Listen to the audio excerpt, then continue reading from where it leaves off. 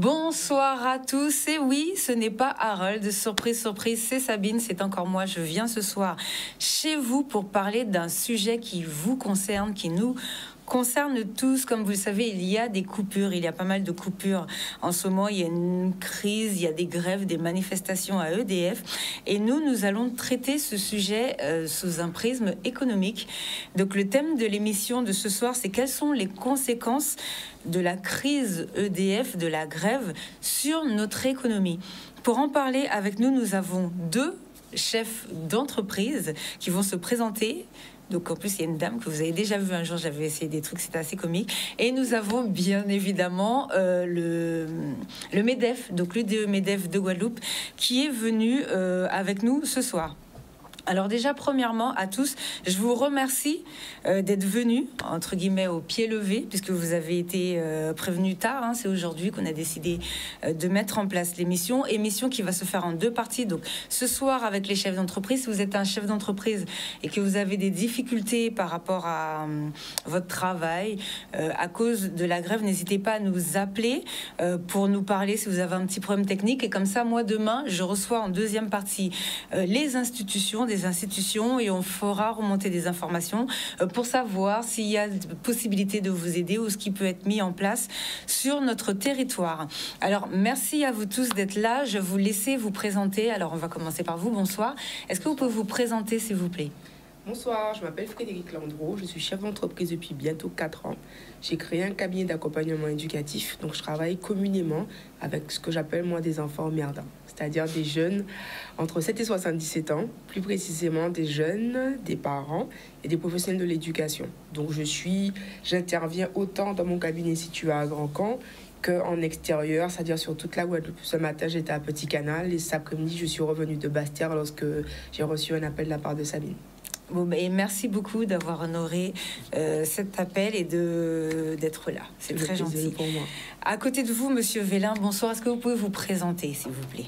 Alors, Monsieur Vélin, Christophe. Alors, je vais essayer d'être un peu court. Donc, je suis chef d'entreprise dans le domaine de la communication. Donc, chez nous, on va faire tout ce qui va être création de contenu, des photos, des vidéos, du graphisme, mais aussi beaucoup de sites web et de gestion de réseaux sociaux. Donc, tout ce qui va être sous la présence du web, nous sommes présents. Voilà. D'accord. Et vous travaillez aussi dans le tourisme aussi? Oui, on va dire que j'ai une compétence dans le tourisme également. D'accord. Bon, merci aussi à vous d'être venu ce soir. Et vous, c'est Guadeloupe Tech aussi qui m'a conseillé de vous recevoir, puisque c'est très important en ce moment. Il y a pas mal de coupures par rapport aux opérateurs quand il n'y a pas d'électricité. Donc, on va en parler tout à l'heure. Et bonsoir, Madame Landreau. Cadreau. Madame Cadreau, pardon. Voilà. Alors moi, Effectivement. Moi, je suis là à l'UDE MEDEF Guadeloupe et je préside la commission tourisme de l'UDE MEDEF. D'accord, alors merci, très important aussi d'être là pour pouvoir nous éclairer et savoir ce qu'on peut faire, enfin quelles sont les solutions que nous pouvons trouver. Alors déjà, je voudrais savoir comment ça s'est passé pour vous la semaine dernière, comment ça s'est passé pendant ce week-end, c'est vrai qu'il n'y a pas eu trop de coupures, comment ça s'est passé pour vous, niveau travail, niveau professionnel? Je vais commencer. Chaque jour, c'était une adaptation singulière, particulière. Donc, je travaille avec beaucoup d'intervenants extérieurs. Les établissements scolaires, parfois, ne pouvaient pas recevoir d'élèves, soit parce que les établissements étaient fermés, soit parce que les élèves eux-mêmes ne souhaitaient pas entrer en établissement scolaire. J'ai pu maintenir un maximum de mes interventions en termes de nombre, mais pas en termes de durée, parce que parfois, certains jeunes ne pouvaient pas se déplacer, parce que les parents avaient des voitures électriques. Ah, un autre problème aussi. Un problème assez intéressant que je souhaiterais aborder par la suite. Et pour tout ce qui est à l'interne de l'entreprise, donc j'ai 2 apprentis que j'ai dû mettre régulièrement au chômage technique. Ce qui veut dire que pas d'ordinateur suffisamment chargé pour travailler pendant plus d'1 heure, plus de 2 heures. Donc, pas possible d'avancer sur certains dossiers. J'avais peut-être 5-6 courriers à réaliser. Au bout de 2 jours, ça a été fait. 2 après-midi, ça a été fait. Mais les après-midi suivants, obligé de rentrer chez moi. D'accord, alors vous vous déplacez par exemple dans les écoles pour faire des animations avec les enfants. Animation, non, coaching, préparation aux examens, régulation du stress, gestion du travail en équipe, etc. D'accord, en plus c'est assez important comme secteur d'activité. Comment ça se passe quand vous ne pouvez pas aller dans l'école, quand vous me dites que la durée a dû être réduite? Est-ce que vous n'êtes pas payé à la prestation par exemple, ou comment ça se passe, comment ça fonctionne? On est payé à la prestation, on est payé au service fait. Donc, il est impensable de répercuter un manque à gagner sur un établissement scolaire qui va déjà chercher des financements à l'extérieur. Donc, je prends un exemple. Je suis intervenue pour le Greta. Je devais avoir 4 heures d'intervention, on en a fait 3. Donc, mes tarifs sont calculés en fonction de l'essence, par exemple, dépensée, etc. Mais mon temps de trajet est toujours le même. Donc, les charges, les frais sont toujours les mêmes. Sauf que c'est sur la trésorerie de l'entreprise que c'est impacté. Pas par la faute du cabinet Apogée, donc mon entreprise, pas par la faute du Greta ou de quelque autre service que ce soit, mais parce qu'il n'y a pas d'électricité. Ensuite, pas d'électricité dans certaines structures, pas d'électricité égale pas d'eau, puisque c'est l'électricité qui ramène l'eau. Donc, insalubrité. Du coup, établissement scolaire difficile pour eux de pouvoir accueillir des jeunes, pour tout ce que ça peut engendrer comme conséquence. Et on se rend compte que tous les maillons de la chaîne sont impactés. Donc, la pédagogie du contournement, l'adaptation ou adaptativité, je salue Génie Paulin, d'accord, jusqu'à une certaine limite. Donc, je suis comme beaucoup de chefs d'entreprise, on a dû s'adapter, on a dû travailler, mettre les choses en place. Moi, ce qui m'a vraiment, ça m'a vraiment dérangé, c'est que mon bureau est situé à Grand Camp, en face d'une enseigne qui a pignon sur rue, qui est à proximité d'une station essence et d'une décharge. Donc, je pense qu'on voit tous de quelle enseigne il s'agit.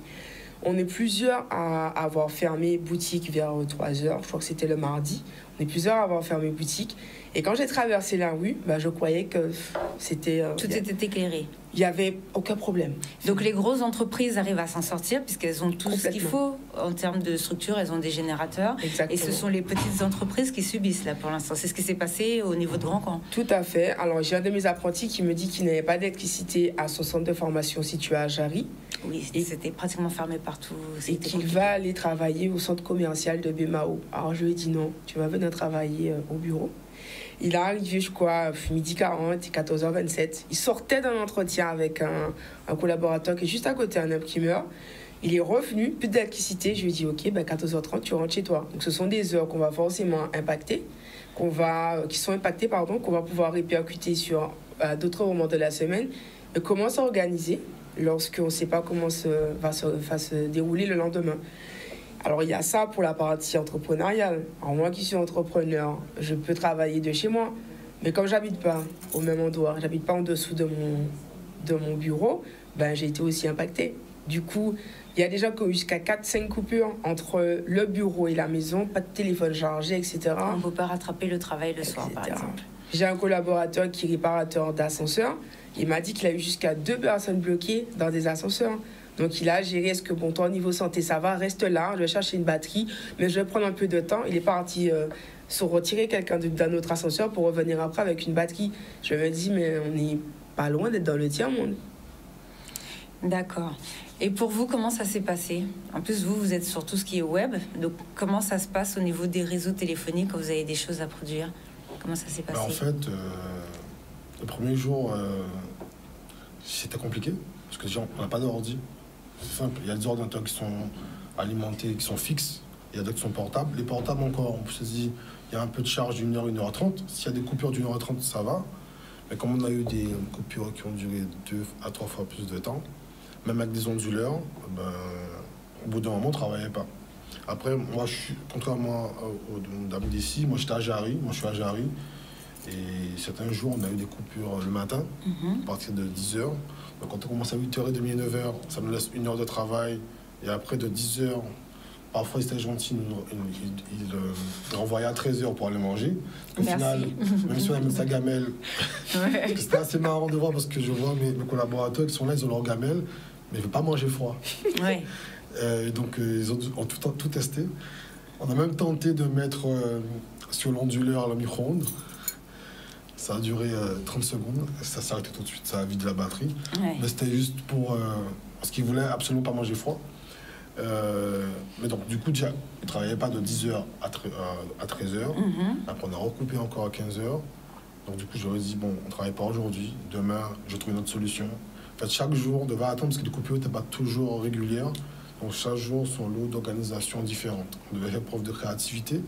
Donc, on a commencé à travailler au papier, comme avant, en fait, j'ai envie de dire, parce qu'on n'a plus d'ordinateur. Et donc, sans ordi. Après, les ordi, c'est quelque chose.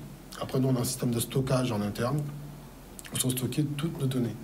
de clients, photos, vidéos, parce que dans le web, tout ce qui va être lié au contenu qui vont être sur le web. On a ce qui est sur le cloud, c'est-à-dire en ligne, c'est pas trop grave. Mais ce qui est en interne dans nos bureaux, ça devient beaucoup plus compliqué. Le premier jour, on a cru perdre nos données parce qu'on n'a plus accès du tout au système de stockage. Et il y a plusieurs dizaines de téras.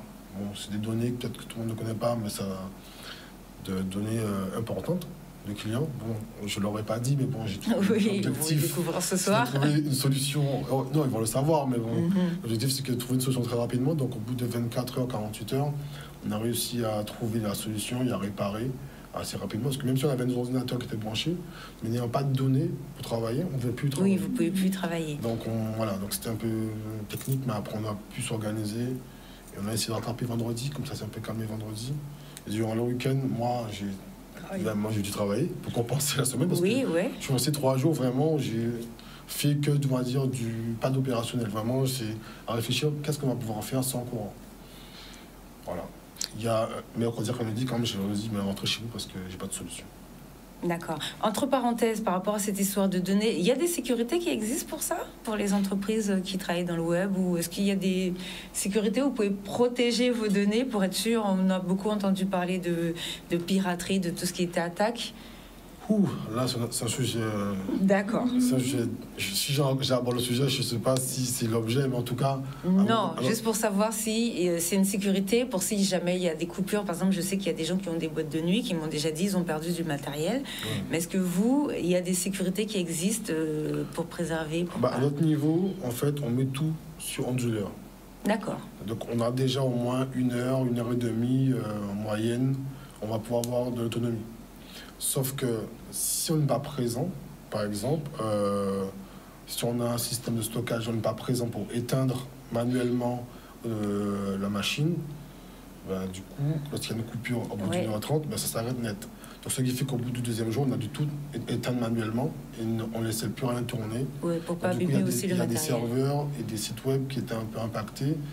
L'idée, c'était de trouver des solutions assez rapidement à travers des solutions directement en ligne, momentanément en tout cas, pour trouver des solutions en tout cas, pour que nos clients ne soient pas du coup impactés. D'accord. Et franchement, donc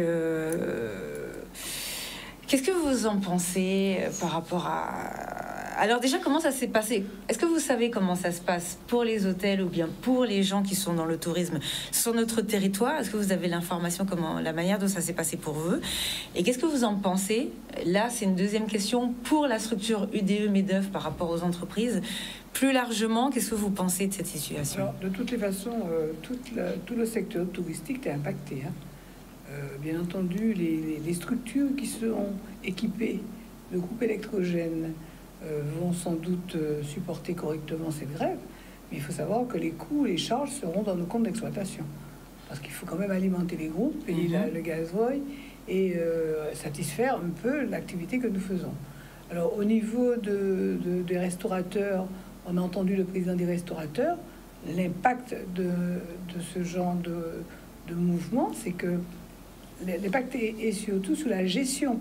Coupure d'électricité veut dire, madame parlait de renvoyer les salariés, c'est-à-dire que vous avez des salariés qui viennent travailler, qui peuvent travailler correctement.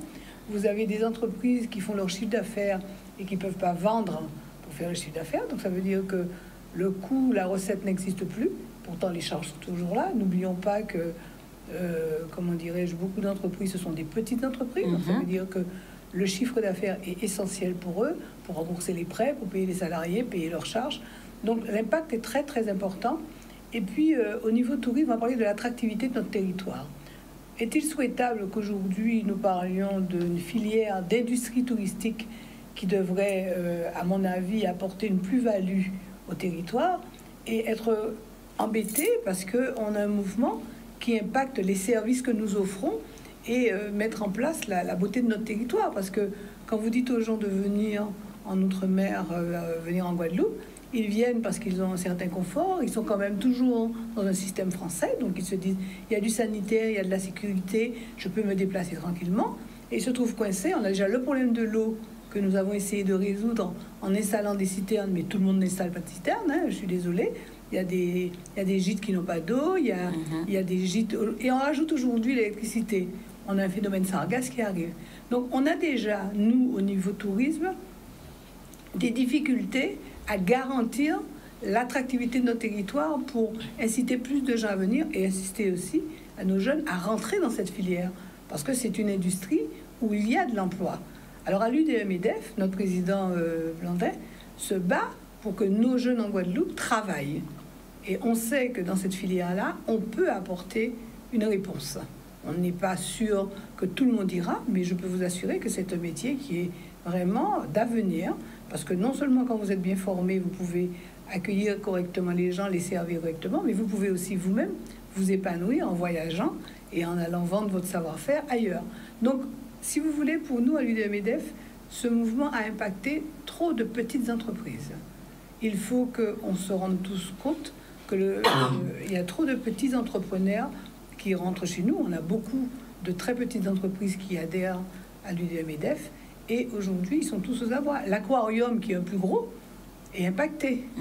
Les coûts aujourd'hui de charge, la marchandise que l'on va jeter, parce qu'il faut savoir qu'il y aura des pertes non seulement d'exploitation, mais il y aura aussi des pertes de biens, parce que vous avez les appareils qui tombent en panne, vous avez la marchandise que vous avez achetée et que vous ne pouvez pas conserver dans de bonnes conditions. Il n'y a pas de clients qui viennent non plus. Vous avez un magasin, un collègue qui n'a pas pu encaisser. Alors c'est bien joli de dire on va faire à la main, mais le TPE ne fonctionne pas, le terminal de paiement ne fonctionne pas. Donc il faut que l'on arrive aujourd'hui à se dire que le fait d'avoir interrompu l'électricité plus de 4 heures, eh ben, ça a été beaucoup plus lourd. C'était beaucoup plus lourd pour eux, parce que vous pouvez recharger des batteries, vous pouvez vous réorganiser, mais là c'était ingérable. Donc normalement, ce qu'on demande aujourd'hui, c'est que on protège cette économie qui est déjà fragilisée par les effets de Fiona, les effets de crise Covid, les gilets jaunes et tout, qu'il y a eu auparavant. Aujourd'hui, pour rebondir, le territoire ne peut plus se permettre. Et puis il faut redonner du moral. Il faut redonner le moral aux Guadeloupéens, parce que je vous assure que Fiona, il y a beaucoup de gens dans la détresse encore. Oui. Donc nous, au niveau entreprise, on se dit qu'il faut que l'économie reparte pour que le territoire se redéveloppe. Et là, vous avez entendu, on nous parle maintenant que nos plages seront peut-être impactées. Donc il y a trop de petits désordres, je dirais, de petits manquements qui risquent de nous pénaliser. N'allons pas en chercher d'autres. Nous, on dit non, il ne faut pas qu'on aille en chercher d'autres. Il faut qu'on trouve des solutions entre nous, sur la Guadeloupe, entre Guadeloupéens, pour qu'on trouve des solutions et qu'on avance. Alors surtout que les chiffres en plus pour le tourisme viennent de tomber, le président de région en a parlé, et c'est très intéressant parce que c'est un dossier qu'on a suivi pendant des années, 3 ans, 4 ans. Les gîtes, ça veut dire que les gens, les touristes, vont dans les gîtes. Donc, ils vont à Bouillante, chez, on va dire, entre guillemets, les petits Guadeloupéens qui ont développé une activité supplémentaire. Et là, c'est cette activité aussi qui est très impactée. Exactement. Alors, vous avez la présidente de la fédération qui en a parlé, mais est-ce que vous savez pourquoi ce secteur d'hébergement se développe? Il se développe parce qu'il y a de la proximité. Proximité, exactement. Et les gens veulent de proximité. Voilà. Donc, nous, on a besoin d'un tourisme diversifié où on peut justement parler de nous, dire qui nous sommes.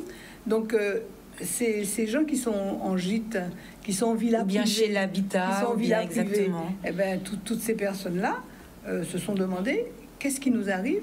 Est-ce que c'est normal que sur un territoire français, on ait des coupures d'électricité? On avait déjà les problèmes de l'eau. Là, maintenant, les coupures d'électricité, ça fait beaucoup. Ensuite, ils font l'effort de venir parce qu'ils savent très bien que notre pays sont attractifs. Vous savez, on a un tourisme vert, on a un tourisme bleu, on a un tourisme mémoriel, on a un tourisme balnéaire. Enfin, on a une diversité d'offres. Si nous n'arrivons pas nous-mêmes à organiser l'accueil, ben c'est vrai que ça va devenir difficile. Et on parlait tout à l'heure de l'informatique. On a besoin d'eux. On a besoin d'eux pour diffuser la beauté de nos territoires. On a besoin d'eux pour gérer. On a besoin d'eux pour communiquer sur le territoire. Donc, en les privant un petit peu d'électricité, eh ben, c'est une partie de la Guadeloupe qui s'éteint aussi. sur les réseaux internationaux. Alors vous, au niveau du MEDEF, en plus, il n'y a pas très longtemps, vous aviez une réunion avec EDF. Est-ce que vous en parlez avec eux pour leur dire, bon, est-ce que vous pouvez essayer de voir avec les syndicats comment négocier? Le but de notre organisation, c'est d'accompagner le développement économique du territoire. Donc, le rôle de notre président et de notre organisation, c'est d'essayer toujours de faire comprendre ce qui peut porter le plus pour notre territoire. On n'est pas là pour donner des conseils, on est là pour écouter, pour échanger avec ceux que nous invitons. Mais l'objectif, c'est de faire entendre à tout le monde que le territoire doit se développer et que c'est par cette économie-là que nous arrivons à avoir une représentativité. Donc il faut protéger un petit peu nos actions, les cibler, les organiser pour que tout le monde en paie. On ne dira pas aux gens de ne pas manifester. C'est pas le but du jeu. Le but du jeu, c'est d'expliquer à tous, et ça, c'est très important pour nous, que le moins d'effets aujourd'hui est pénalisant pour l'économie de demain. Oui, surtout avec notre jeunesse, il faut lui donner le moral. Ils ont besoin de modèles, ils ont besoin de comprendre. Donc, il faut les accompagner sur une gestion économique bien structurée, bien organisée, pour qu'ils adhèrent aussi. J'entends parler de beaucoup de jeunes qui veulent montrer leur entreprise. On leur fait peur, là. Ouais, ceux qui veulent revenir, ils vont avoir peur. Ils se disent, est-ce que j'y vais ou est-ce que j'y vais pas ? Est-ce que je prends mes fonds, mes capitaux, je passe du temps, j'essaie d'embaucher et j'essaie de participer au développement économique de mon territoire. Là, c'est là où nous, on travaille, on réfléchit ensemble sur qu'est-ce que nous pouvons apporter, sur une vision future. Parce que la jeunesse qui arrive là, elle aura besoin de nos réponses. Hein. Elle nous jugera responsables. Hein. J'ai vu que vous avez réagi. Vous voulez rajouter quelque chose ? Oui. Moi, je souhaite réagir. En fait, en tant que chef d'entreprise, on a beaucoup de messages qui nous sont envoyés. Vous pouvez créer avec très peu de capital, etc. Le chef d'entreprise de maintenant, il est super résilient. Je pense que vous allez aller dans mon sens. Parce qu'une fois qu'il se trouve face à un banquier, face à la BPI ou une autre structure de type Initiative Guadeloupe, tout de suite, les discours changent. Parce qu'on est dans une réalité pratique. On ne peut pas créer une entreprise à 1 euro et puis demander 100 000 euros à quelqu'un, une entité telle qu'elle soit, pour qu'elle puisse nous accompagner. Donc, il y a tout un ensemble d'efforts à mettre en place. Et moi, je m'intéresse au renouvellement de l'entreprise, c'est-à-dire qu'il faut penser écologie, on nous demande de travailler sur la RSSE, etc. J'aurais pas eu un véhicule qui utilise un carburant fossile, j'aurais pas pu aller travailler. J'aurais eu un véhicule, parce qu'on nous demande de réfléchir et d'entrer dans la mouvance écologique. Mon entreprise se situe en face d'une enseigne qui a des postes de chargement de véhicules électriques, mais s'il n'y a pas le carburant électrique, on ne peut pas aller loin. Donc il y a toutes ces contradictions. Et ce qui me dérange, c'est qu'on est sur un petit territoire et que c'est vraiment exigu. Le territoire est exigu. Il devient encore plus hostile que de raison. Et malgré tout, je sais qu'il y a une envie de créer, qu'il y a une envie de monter des entreprises, de reprendre des entreprises, de modifier des pratiques qui existent déjà. Mais comme disait madame, tous les problèmes d'aujourd'hui vont rester là pour demain. Donc l'intérêt, c'est d'avoir des solutions, oui. J'entends il y a des entreprises qui ont fait l'acquisition de groupes électrogènes. On a mon collègue à côté qui a des onduleurs. Mais lui, c'est un outil qu'il va utiliser tous les jours. Si je décide, et puis c'est un budget aussi. Hein. C'est un budget. Il faut que tout le monde comprenne que quand on a une entreprise, tout coûte cher. Hein. Tout coûte plus cher. Les chefs d'entreprise ne se payent pas. Hein. Il n'y a pas beaucoup de grands groupes, surtout en Guadeloupe. Hein. Donc c'est un budget. Moi, ce que j'ai développé dans mon entreprise, c'est vraiment une philosophie japonaise. Il faut que ce que j'achète me serve dans plusieurs dimensions et qu'il ait sa place, que je puisse le trouver en cas de problème. Dans ce cas-là, dans une situation comme celle-là, où on voit, c'est pas un jour, c'est pas 2 jours, mais c'est plus d'une semaine, et comme disait madame, la grève a commencé le 22 décembre, donc je peux aller faire un achat, non pas compulsif, mais impulsif. Il me faut un groupe électrogène pour continuer à travailler. Une fois que le problème est rentré dans l'ordre, parce que moi, quand j'étais jeune, j'ai vécu la précédente grève d'EDF, c'était en décembre 2001. C'était il y a 20 ans. Donc, en 20 ans, est-ce que je vais utiliser un groupe électrogène aussi régulièrement que de raison? Je vais oublier qu'il va falloir que je l'entretienne, donc ça a un coût. C'est pas le cœur premier, le cœur de cible de mon activité. Comment je peux expliquer ça à mon comptable? Perdre des profits, 10 000 euros par tes profits sur un an? Attends, il y a toujours des éléments qui viennent se mélanger et qui viennent grossir la machine et surtout saler l'addition pour le chef d'entreprise.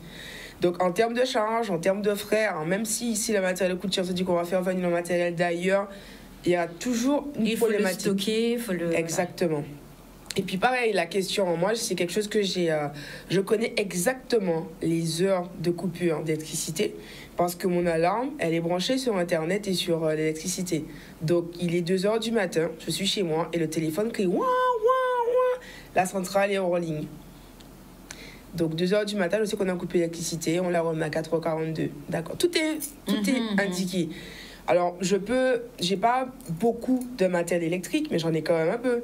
Quand mes ordinateurs sont impactés, quand mes climatiseurs qui sont neufs sont impactés, et quand l'entreprise qui me les a vendus me dit ben, c'est pas moi qui ai les cartes de mer, vers qui je peux me retourner? Je suis pas sûre que l'assurance me dise nous prenons le risque électrique en lien avec la problématique actuelle en compte. Surtout que c'est ce qui me dérange le plus. EDF est un service public et je suis pas sûre qu'ils soient en grève. Il y a une partie du personnel qui est en grève, mais on peut pas dire à EDF qu'ils sont en grève. Donc moi, ça me pose réellement problème puisqu'on a été impacté dans nos activités. Chômage technique pour certains, bon, prendre le papier, d'accord. Moi, j'ai écrit des courriers, ok. Mais concrètement, est-ce que je peux avoir une réduction sur ma facture? Pas sûr. Est-ce que je peux avoir un geste commercial? Pas sûr. Est-ce que je peux avoir même un courrier d'excuses? Je suis encore moins sûre de ça. Et ce qui me dérange, c'est qu'on arrive à cette notion d'inhumain. Alors j'entends, comme disait madame, on peut faire la grève, on peut militer, on peut manifester. Mais quand ça devient dérangeant au point d'être inhumain... On ne peut pas dire tous les autres Guadeloupéens s'en foutaient. On ne peut pas dire ça. On ne peut pas dire ça. Bon, on va en reparler. Je vais revenir vers vous au niveau du MEDEF. Après la publicité, sur la question de quelles sont les aides, quelles sont les choses qui peuvent être mises en place si vous avez cette information. Par exemple, les gens, c'est vrai, quand ils perdent leur matériel. Moi, il y a un monsieur que j'ai eu cet après-midi, il a une boîte de nuit. À cause des coupures, il a perdu du matériel, quoi. Donc, son truc a grillé. Donc, qui va lui payer? Qui va le dédommager? Ça, c'est une question aussi que je pense peuvent se poser pas mal de chefs d'entreprise. Nous revenons dans quelques instants. Bonsoir à ceux qui nous rejoignent. Donc ce soir, voilà, pas de focus. Vous êtes avec moi en plateau sur Canal. Nous parlons de la conséquence économique de la grève EDF sur notre territoire parce que beaucoup d'entreprises, et en plus c'est assez embêtant parce que ce sont des petites entreprises quand même, ont été impactées. Là, pendant la publicité, nous étions en train de parler des propriétaires de magasins qui ont dû rester sur les lieux sur leur exploitation, enfin de leur local, puisque leur volet, par exemple roulant, ne pouvait pas être baissé puisqu'il n'y avait plus, il y a eu de coupures d'électricité. Avant la pub, vous étiez en train de demander, par exemple, lorsque vous avez des pertes, par exemple, votre matériel est perdu parce que les coupures arrivent à n'importe quel moment. Ce midi, j'ai un monsieur qui a une boîte de nuit, il a perdu ses lumières. Alors moi, je vous pose la question par rapport au MEDEF, le DE MEDEF, mais je la poserai aussi demain à nos... puisque demain, on va recevoir toujours sur le même sujet, mais les institutions, tout ce qui est chambre consulaire et tout. Donc, je vais leur demander comment ils peuvent faire pour améliorer, pour faire remonter ces informations, et ce qui peut être mis en place. Comment ça se passe lorsque les entrepreneurs perdent leur matériel? Parce que là, c'est moi, tous les appels que j'ai eus, c'est beaucoup ça. Hein. Sabine, t'imagines, je viens d'ouvrir, j'ai acheté telle chose, j'ai perdu. Donc, comment ça se passe? Qu'est-ce que moi, je dois leur répondre? Comment ça se passe pour les entrepreneurs dans ce cas-là? Alors, c'est un sujet un peu crucial parce que toute entreprise a son assurance. Mais est-ce que ces clauses sont prévues dans les contrats d'assurance? Donc, normalement, le premier impacté, c'est l'EDF. C'est leur écrire et leur expliquer la situation. Alors, je ne sais pas s'ils vont dédommager, mais ça ne peut être que ça. Et la deuxième chose, c'est votre assurance. Mais je pense que le problème reste le même. La dépense, la charge et la perte restent pour l'entreprise. L'entreprise ne pourra pas surmonter une perte comme ça. Alors, peut-être que vous pouvez avoir même des augmentations de prix. Parce que ça, et ça contribue à l'inflation. Ils peuvent être amenés à augmenter leurs tarifs pour pouvoir combler un peu le déficit qu'ils ont eu pendant cette grève. Mais globalement, généralement, quand on a un incident comme celui-là, On a la catastrophe naturelle, on a toujours les assurances qui prennent le relais pour accompagner les entrepreneurs. Mais dans un cas de grève, je ne sais pas si tout le monde a une clause risque d'exploitation sur son contrat. Bon, ben, on a un appel, on va prendre l'appel pour voir de quoi... Non, bon, on a... voilà. Donc, oui, vous pouvez appeler, hein, mais... Pour le sujet, je pense que c'est peut-être pour ça qu'on n'a pas eu l'appel. Vraiment, si vous êtes un chef d'entreprise, profitez pendant que ce soir. Voilà, donc priorité ce soir pour les chefs d'entreprise. Si vous avez une question à poser, nous sommes ce soir avec l'UDE MEDEF. Donc n'hésitez pas. Et pour les autres personnes, donc c'est pour ça qu'on filtre. Alors c'est très rare, on filtre jamais. Mais moi, c'est vrai que j'ouvre rarement l'antenne, mais là, c'est vraiment pour des choses particulières, hein. Donc si vous êtes chef d'entreprise, n'hésitez pas à appeler. Et pour les autres personnes, vous pourrez envoyez les questions sur les réseaux sociaux et on vous répondra. Vous savez que vous répondrez toujours dans tous les cas. Comment vous voyez la suite là? Comment ça se passe? Comment ça va se passer là pour vous? Adaptation. Je m'adapte. Hein. Le matin, j'arrive au bureau encore plus tôt, on va dire entre 6h et 6h15.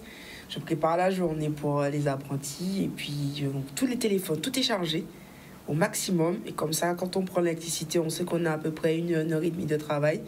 Et ensuite, rentrer chez vous. Comment ça se passe? Parce que vous, du coup, vous avez du travail en retard à récupérer, c'est du web. Comment ça va fonctionner là? Parce que là, visiblement, ça va peut-être pas redémarrer tout de suite. On a eu hier l'information. Aujourd'hui, ils avaient une réunion à 10h. Donc on espère, on verra comment ça va venir. Mais si ça continue, comment vous allez faire? En fait, globalement, il y a des activités qu'on ne peut plus faire. Parce qu'en fait, lorsqu'on fait par exemple du montage vidéo avec des logiciels très énergivores, l'heure 30 que j'ai d'habitude peut passer à 15 minutes. Hein. Ça va très vite. Même si on a une batterie chargée, parce que ça demande beaucoup d'énergie pour fonctionner. Alors aujourd'hui, en 3 jours, j'ai l'impression que ça a duré 3 semaines, mais on a trouvé d'autres solutions. Aujourd'hui, le dernier jour, jeudi par exemple, on a utilisé vraiment exclusivement beaucoup le téléphone. On a plusieurs téléphones au bureau, donc on pouvait déjà... parce que déjà, il fallait faire le partage de connexion, si on n'avait pas Internet. Ouais, parce que là, si les données, ça peut exploser si vous avez dépassé votre forfait, pas de problème. Mais non, mais après, aujourd'hui, grâce à les opérateurs, vous connaissez sur la place, on a quand même, étant donné qu'on est à Jarry, on est bien couvert. Peu importe l'opérateur, on capte bien, donc on n'a pas de problématique de partage de données. Donc pour 3 jours, ça fonctionne, mais si 1 mois, ça ne va pas fonctionner. En tout cas, on a réussi à pallier le problème avec les téléphones. Mais il y a des activités qu'on ne peut pas faire. Gérer la maintenance d'un site web, on peut quand même s'organiser, mais si on doit coder tout à partir d'un téléphone, ça devient très compliqué. Alors, on a un appel, donc on va prendre l'appel, on va répondre et je vais revenir. Bonsoir. Allô, oui, bonsoir. Bonsoir, madame. Alors, est-ce que vous pouvez vous présenter et nous parler de votre problème? Oui, alors je suis une bastérienne, j'appelle de Basse-Terre, voilà. Donc, j'écoute l'émission, là. Il y a la grève qui est en train de, comment dirais-je... J'entends, excusez-moi. Donc, il y a la grève EDF qui dure depuis combien de temps? Il y a des responsables à cette grève. De toutes les informations qu'on nous donne, et cette grève, il y a des responsables. Donc, les assurances devraient se retourner contre les responsables. Donc, là, je trouve que l'émission, dans le sens qu'elle est faite là, hein, c'est qu'on veut nous mettre les uns contre les autres. Nous, les Guadeloupéens, nous qui vivons tous là et qui subissons tous cette espèce de maltraitance des salariés d'EDF. C'est ce que j'ai envie de dire. Allô? D'accord, oui, je vous écoute. Voilà. D'accord. Bon, merci beaucoup, en tout cas, de votre intervention. C'est vrai que ça peut être une solution. Si les entrepreneurs, par exemple, portent plainte à EDF pour leur matériel perdu parce que leur électricité et que EDF, après, se retourne, se débrouille pour rembourser les gens, en fait. Parce que là, c'est pas mal d'entreprises qui sont touchées. Hein. On n'accuse personne. On cherche justement comment être dédommagé des pertes subies. On n'accuse personne. Moi, j'accuse personne. Et je pense qu'il faut qu'on soit tous conscients que à partir du moment où les gens ont des pertes et qui ne sont pas liées de leur fait, ils ont des assurances pour ça. Et la personne qui a causé le problème, eh bien, est impactée. Mais c'est un peu ce que nous défendons, c'est écrire à l'IDF pour expliquer la situation. Et ensuite, eh bien, on va toujours contacter son assurance. Hein. Tout ce qui nous arrive au quotidien, on contacte d'abord son assurance pour avoir une indemnisation. Et c'est important que les coûts que nous aurons à subir, la marchandise qui va à la poubelle, les appareils qui ont été abîmés par le retour de l'électricité, le personnel que l'on a dû mettre au chômage technique ou même parfois payer et qui n'a pas pu travailler, et bien tout ça, ça rentre dans un compte d'exploitation. Et le propos aujourd'hui, c'est de minimiser les pertes pour que les entreprises restent ouvertes. Oui, parce que là, on va sur la faillite de beaucoup de gens. Que ça pénalise ou que ça impacte comment s'appelle, le projet de développement d'une entreprise. Alors, on a un deuxième appel. Bonsoir. Bonsoir. Est-ce que vous pouvez vous présenter, nous parler, enfin nous expliquer ce que vous voulez dire? Allô? Allô, oui, bonjour. Bonsoir. Bonsoir. Allez-y, présentez-vous. Oui, allô, bonsoir. J'appelle de la métropole, en France, quoi.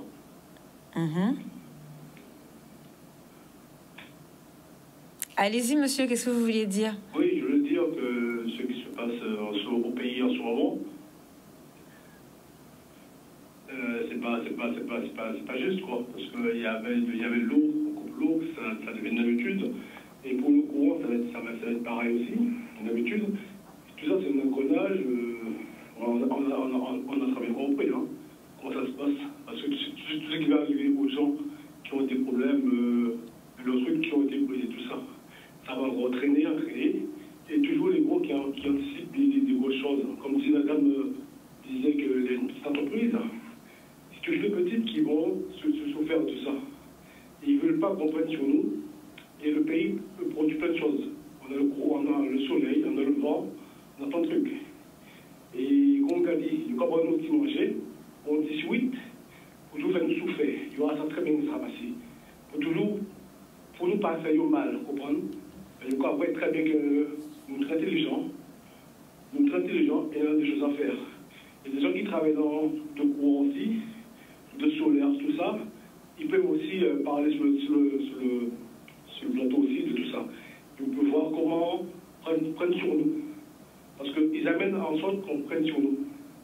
Parce qu'aujourd'hui, panique l'eau. C'est une habitude, pour l'esclavage, panique quoi? Ça veut dire quoi? Moi, je en France, quoi, ouais. Mais là, ouais, peu pour moi, j'ai pas souffert. Je crois que tout le monde, combien de fois, vous comprenez? Et ça, j'aime pas ça. C'est une injustice, tu vois. Et ça fait une sorte, même si ça a des problèmes de matériel, il est cassé, ça qui va entraîner par tout ça, entraîner. Entre-temps, toute l'entreprise meurt, tout ça c'est du système, tu vois.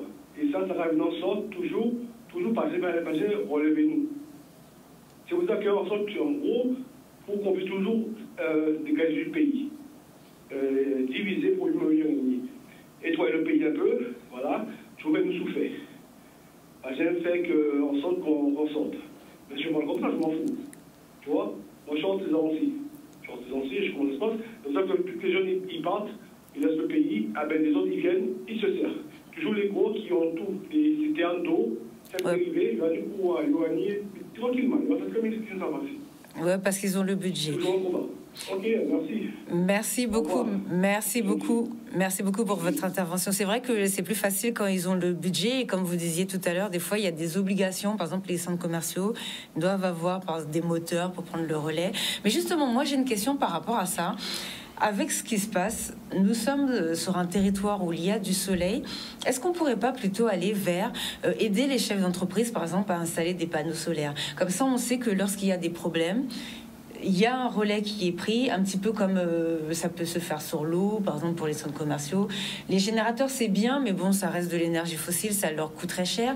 Est-ce qu'on peut partir sur un principe sur ça, selon vous, pour notre économie, pour le secteur économique? Mais nous avons justement une commission sur la biodiversité et l'énergie, qui travaille là-dessus. Mais vous savez, tout ça, c'est une action que nous devons mener tous ensemble. À partir du moment où on présente le projet à la population et qu'elle y adhère, je pense que nos élus vont aller dans ce sens, les entreprises vont se créer et on va commencer à installer. Donc ça a déjà existé, il y a déjà une campagne pour la pose de panneaux solaires et les gens revendent leur électricité à l'EDF. Donc ça existe déjà. Maintenant, il faut continuer les campagnes. Et je crois qu'il n'y a pas que le solaire, hein. On a de l'eau aussi. Oui. Donc on a le vent, on a l'eau, on a le soleil. Donc je vous dis, on a une attractivité du territoire, des atouts sur le territoire qui peuvent nous permettre d'avoir une bonne attractivité économique aussi. D'accord. Est-ce que vous voulez rajouter quelque chose avant qu'on passe à l'émission politique avec Yves Boissé qui arrive tout à l'heure? Est-ce que vous voulez rajouter quelque chose sur ce sujet? Ben moi, je salue tous les chefs d'entreprise qui sont là et qui sont résilients. Et j'invite tout le reste de la population à être, toutes les personnes qui sont en capacité, à être dans la bienveillance la plus totale, les uns envers les autres. Alors, visiblement, on continue, on reste encore sur ce sujet. On a l'antenne, on peut se mettre à l'aise. Alors, allez-y, dites ce que vous... Moi, je voudrais dire juste une petite chose. Là, tout de suite, je ne sais pas si le conflit n'est pas terminé. Si ça recommence dans quelques jours, qu'est-ce qu'on va pouvoir faire réellement?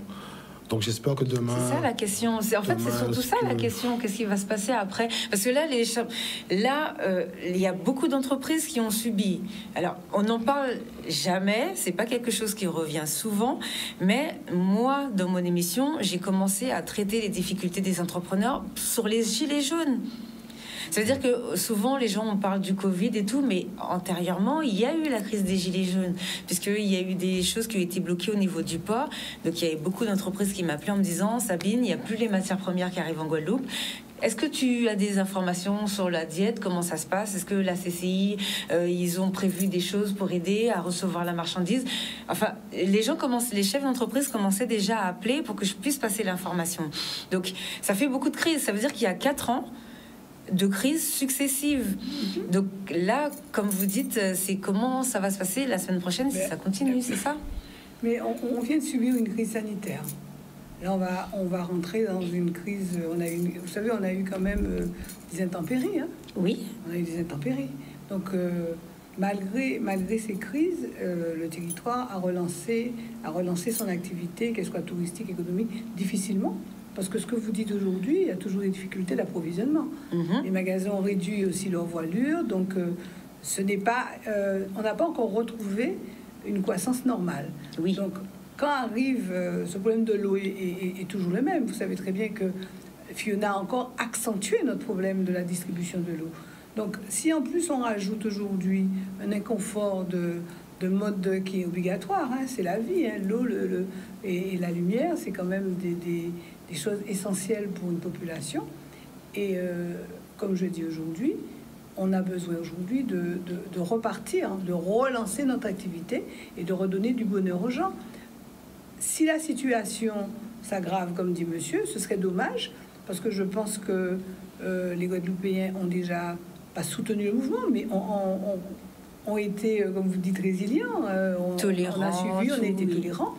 Mais un mouvement ne peut pas durer éternellement. Il faut que des solutions soient trouvées. Et surtout qu'on se dise qu'on vit en société, on vit en collectif. Donc c'est le collectif qui doit primer aujourd'hui. Et l'économie ne peut pas supporter ce type de frein ou de manquement. Parce que, je vous dis, c'est tout ce que nous sommes en train de remettre en place après Fiona, après la crise sanitaire, qui risque encore de ralentir l'évolution touristique et économique de la Guadeloupe. Oui, bah justement, alors excusez-moi parce que je vous ai coupé, mais je voulais vraiment rappeler que c'est pas la première crise. Hein, donc, qu'est-ce que vous étiez en train de dire justement par rapport à ça? C'est vrai qu'on a eu plusieurs crises. La crise sanitaire dans mon secteur, c'était assez compliqué. Après, ensuite, il y a eu ce qui arrive maintenant, mais un peu avant. Enfin, tout ce qui est lié vraiment à... Il y a le sargasse, on n'a pas parlé des sargasses. Voilà, donc, on a l'impact des sargasses qui arrivent. Les prix avec l'Ukraine aussi, on va parler de ça. Enfin, on a eu des... Parce qu'il y a par exemple le carburant, par exemple, il y a eu des pénuries d'huile, il y a eu plein je vais le citer parce qu'il fait des super produits, comme là, qui est un artisan qui n'a pas pu travailler pendant un moment. Donc aujourd'hui, d'ailleurs, il faudrait que je l'appelle, tiens, pour savoir comment ça se passe pour son entreprise. Je vais essayer de me renseigner pour savoir comment ça se passe pour son industrie. Donc là, ça devient... Ne serait-ce que par rapport à cela, aujourd'hui, lorsqu'on commande un élément hors de la Guadeloupe, on n'est pas sûr que ça arrive. Moi, actuellement, j'ai commandé un produit au début. Et j'ai des clients qui se plaignent, justement, encore il y a 2 jours. Ça fait 1 mois et demi. Je ne sais pas où le colis. Je ne sais pas où ce qu'il est. J'espère que vous n'avez pas commandé à la poste. Ils ont dit, ils ne voient même plus rien. En fait, justement, je suis passé par Colissimo, je me suis dit tranquille. Ouais. Là, ça fait... c'est compliqué, quoi. Mois, et ils ne savent même pas où est le colis. Donc, je pense qu'il y a déjà aussi des améliorations à tout. Mais ça, c'est depuis... J'ai commandé déjà avant des éléments graphiques, informatiques. Il n'y a pas de problème. Ça arrive en 2-3 jours, voire même 10 jours grand max. Avant, aujourd'hui, je commande. Je ne sais pas quand ça va arriver. Donc, quand ça arrive, tant mieux. Donc, je ne peux rien faire dans l'Express. Alors, donc, quand actuellement la petite crise qui se passe actuellement à EDF arrive, on va dire que ça fait beaucoup pour nous. Ouais. Je pense que je parle au nom de tous les entrepreneurs, c'est beaucoup à gérer parce qu'on a dû beaucoup jongler, beaucoup pour faire preuve de résilience. Mais on ne va pas passer notre vie à faire que ça. Non, il va falloir qu'on puisse s'émanciper un peu plus. Et voilà, chaque fois qu'on commence, parce que c'est depuis avril, après la crise sanitaire, que ça va redémarrer, ça commence à repartir et là, subitement, ouais. Voilà, donc, c'est 3 jours, c'est des pertes de chiffre d'affaires par entreprise. La petite comme la grosse, assez équivalente. Même si elle est petite, elle perd quand même de l'argent. Les gros perdent aussi gros. Donc voilà. Même s'ils ont du groupe électrogène, ça peut poser des problèmes. Parce que, oui, comme elle dit... Et puis les clients, ils viennent pas parce qu'ils sont pas... Ouais. Si vous payez 30 000 litres d'essence, de gazole, je ne suis pas sûr que qu'on s'y retrouve vraiment. Oui. Donc, après, il faut voir. Et puis ça dépanne, mais c'est pas la solution. Voilà, et puis c'est une succession de problèmes, c'est-à-dire on paye du gazole pour rester au vert et le client finalement vient pas parce qu'il n'a pas d'électricité, il peut pas recharger sa voiture, justement on va en parler, ou bien il a plus de courant chez lui, donc ses enfants sont à la maison parce que les écoles sont fermées. Donc c'est vrai que tout se tient et c'est une chaîne. Vous parliez tout à l'heure de cette histoire de voiture électrique, alors ça c'est un autre problème aussi qu'on a sur notre territoire. Oui. C'est un autre problème qu'on a sur le territoire. Mais juste avant, j'aimerais parler de charger le téléphone portable. Il y a pas mal d'informations qui circulent sur Internet, des petits messages, des petites vidéos.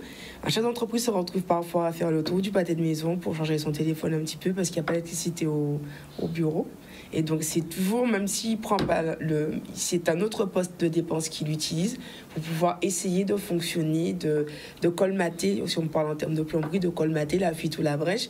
Mais au final, il n'y a pas de solution. Il n'y a pas de solution stable qui est trouvée. Il n'y a pas de solution, même pas stable. Hein. Elle est dynamique, mais elle n'est pas pérenne. Donc, ça use le chef d'entreprise.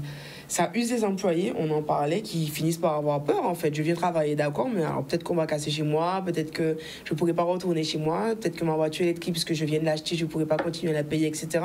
Et c'est tout un système qui devient un engrenage.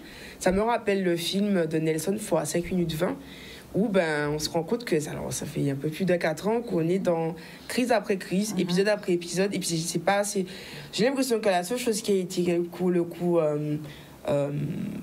régulière, c'était les confinements par rapport au Covid-19. Sinon, chaque fois, c'était des éléments différents. Avant et après, c'était des éléments différents. Et puis, même si on développe la créativité, la compétence, la technologie pour pouvoir y arriver, ça use. Chaque entreprise, c'est avant tout un être humain. Il a aussi une famille, il a aussi le droit d'avoir peur, d'avoir des insécurités. Mais il a pris la responsabilité d'avoir une entreprise parce qu'il croit en son pays, parce qu'il aime son pays d'une certaine manière, parce qu'il a une vision pour son pays.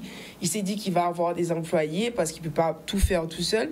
Et puis il se retrouve à avoir tout ça sur lui, sur ses épaules à porter, avec pas forcément de réponse. On parlait tout à l'heure de l'assurance, mais s'il n'a pas pu payer son assurance, comme on connaît pas déjà d'entreprises qui ne peuvent pas être couverts. Voilà, qui demandent des moratoires à l'URSSAF pour les charges fiscales, les charges sociales pour l'URSSAF, et qui ne peuvent pas, par exemple, répondre à des appels à projets pour enfouir la trésorerie, parce que c'est un cercle qui n'est plus vertueux. Donc l'idée pour moi, c'est vraiment de chercher une solution avec un cercle vertueux. Et bon, je me dis que je fais déjà confiance à la résilience des chefs d'entreprise. Une fois de plus, en attendant qu'une solution plus pérenne soit trouvée et que vraiment empreinte de bienveillance pour que chacun puisse prendre sa part de responsabilité dans le collectif qu'on appelle Guadeloupe. Alors, on est sur une pente démographique descendante. Je pense que c'est pas pour rien. Ah bah oui, ça joue aussi. Hein. Moi, des fois, quand on parle de retour au pays, ils me disent, mais soit on me dit il y a toujours des grèves, ou soit on me dit on nous paye pas assez. Donc, parce qu'il y a aussi le discours. Moi, je sais pas aussi le pourquoi forcément de la grève. J'avoue que j'étais en vacances tranquillement, peinarement, et je suis venue là pour cette histoire de grève. Mais c'est vrai qu'il y a aussi les jeunes qui nous disent, par exemple, est-ce que EDF paye suffisamment aussi les employés, et est-ce que les gens qui font grève, il n'y a pas aussi trop de grèves? Donc il y a aussi peut-être avoir une meilleure entente entre les employés et les salariés pour qu'il y ait moins de mouvements sur le territoire, puisque ceux qui veulent pas revenir ou ceux qui veulent partir, ça aussi c'est une des raisons aussi pour lesquelles les jeunes ne veulent pas rester en Guadeloupe. Oui, l'entreprise c'est l'employeur et les salariés, donc il faut instaurer déjà un dialogue social, respecter, comme on dit, les règles du travail, et savoir que l'employeur qui prend le risque de s'engager pour créer une entreprise, il prend beaucoup de risques. Oui. Son risque est plus important, et il est évident que quelquefois il y a des failles. Hein. Je ne dis pas qu'il n'y a pas de failles dans une entreprise, mais il faut savoir que les salariés comptent sur vous. Vous savez que quand on dit à un salarié que à cause de la grève, les outils ont été abîmés, il faudra que tu restes, je ne pourrai pas te garder et tout. C'est une remise en cause aussi pour toute une famille. Donc moi, je ne joue pas sur ce tableau-là. Nous ne jouons pas sur ce tableau-là. Nous disons que nos jeunes doivent travailler. La Guadeloupe est un pays qui a trop d'atouts pour qu'on n'arrive pas à la faire développer, la faire briller plus que ça. Donc non, allons-y ensemble, trouvons les solutions ensemble. Et faisons en sorte que même la contestation, qu'elle existe, mais qu'elle soit, comment dirais-je, organisée pour que le pays, le territoire ne soit pas impacté à outrance, comme on entend beaucoup de gens dire. Moi, ce qui m'ennuie aujourd'hui, c'est que j'aimerais que ils peuvent faire le truc, mais je ne comprends pas pourquoi j'ai pas d'électricité, j'ai pas d'eau, pourquoi j'ai pas. Surtout que comme les gens reviennent à l'eau. Faudra payer maintenant c'est l'eau. Alors qu'est-ce qu'on fait? On fait quoi? On attend, on est là, on sait plus où aller. Et je regrette. Je pense qu'on a besoin de toutes les compétences guadeloupéennes. Il faut qu'elles reviennent et il faut qu'on leur donne envie de revenir. Ça nous appartient à nous, les chefs d'entreprise, de leur donner confiance pour qu'ils acceptent de revenir, participer au développement économique et de leur territoire. Et ça, quoi que vous en pensiez, si nous n'arrivons pas à dialoguer ensemble, nous n'arrivons pas. Donc, nous, on exprime à l'UDE-MEDEF toutes les situations que nous voyons. Nous donnons notre avis. Nous partageons aussi l'information pour comprendre, parce qu'on se dit, il faut avancer, il faut trouver la solution. Mais la solution ne dépend pas de l'UDE-MEDEF. Elle a besoin des deux parties qui sont mises en face. Hein. Donc, nous, on attend que je ne dirais pas que la raison, mais que un débat, c'est gagnant-gagnant. Donc il faut qu'on y arrive. Moi, je dis quoi? Et je pense qu'ils ont déjà mis 2 moteurs en route. Je pense qu'ils vont encore trouver des solutions. Et petit à petit, nous allons essayer de retrouver un fonctionnement normal. Parce que moi, je pense aux petits. Moi, franchement, tous mes collègues du tourisme, là, sont attentifs à tout ça. Et puis, je ne veux pas, surtout qu'on perde la belle notoriété que la Guadeloupe a en ce moment, où on a une fréquentation qui est croissante. Donc, on a retrouvé une croissance. Ouais, et c'est important pour les restaurateurs, les boulangers, alors, les pâtissiers, les boucheries. On a parlé du terrain, mais est-ce que vous savez que ça peut aussi impacter les aéroports? Oui. Imaginez qu'on coupe à un moment où un avion doit atterrir. Tour de contrôle, pas niveau. Nous ne devons pas oublier que nous sommes des Iliens et il faut que nous protégions notre territoire. C'est ce que je crois. On est des îles. De toute façon, je pense pas qu'ils vont couper là. On a vu déjà, ils coupent pas sur les hôpitaux, donc déjà merci pour ça. Mais laissez les tours de contrôle tranquilles aussi. Bon, merci en tout cas de votre participation. Demain, on va refaire la même émission, mais avec les acteurs économiques à qui on pourra poser ce genre de questions. Comment, voilà exactement. Donc comment faire? Est-ce que en Guadeloupe, il faut qu'on commence à, pour les chefs d'entreprise, mettre plus d'autonomie, les panneaux solaires, les compresseurs d'eau, enfin de manière à ce que quand il y a des mouvements, que les entreprises ne coulent pas, parce que là notre tissu il est très fragile. Donc comment le sauver, comment sauver ce qui nous reste. Merci en tout cas, merci beaucoup à vous d'être venus. On rappelle que je vous ai appelé aujourd'hui au pied levé là et que vous êtes venus pour qu'on puisse parler de ce sujet qui concerne, voilà, qui est très important en plus pour notre population. Merci à tous de nous avoir suivis. À demain, même heure. Très bien.